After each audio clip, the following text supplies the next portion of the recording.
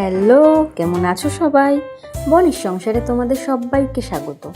আজ বানাবো তেলকই। তো তাই জন্য মা বাজার থেকে কিছু জ্যান্ত দেশি বড় সাইজের কই মাছ কিনে এনে এখন সেগুলোকে কেটে নিচ্ছে। তো মাছ কেটে নিয়ে তারপরে সেইগুলোকে ভালো করে ধুয়ে নেবে। যেহেতু কই মাছ জ্যান্ত মাছ, তো জ্যান্ত মাছের মধ্যে একটা লোদ ভাব থাকে, নুন দিয়ে ভালো করে ধুয়ে নিলে সেটা কেটে যায়।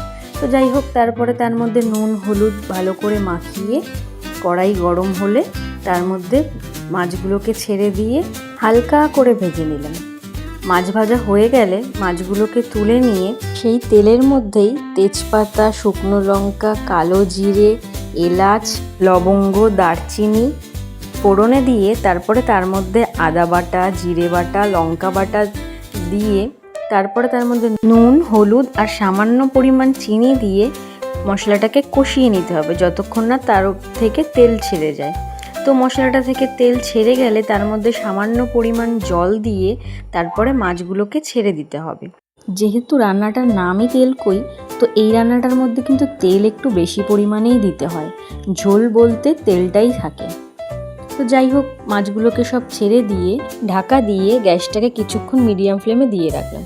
তো কিছুক্ষণ পর এসে দেখলাম ঢাকনাটা খুলে মাছ হয়ে গেছে রেডি। তো তারপর কড়াই থেকে একটা থালার মধ্যে ঢেলে নিলাম। দেখো, মাছটা দেখতে কিন্তু দারুণ লাগছে, খেতে আরও বেশি ভালো হয়েছে। তো যাই হোক, ভিডিওটা তাহলে এখানেই শেষ করছি।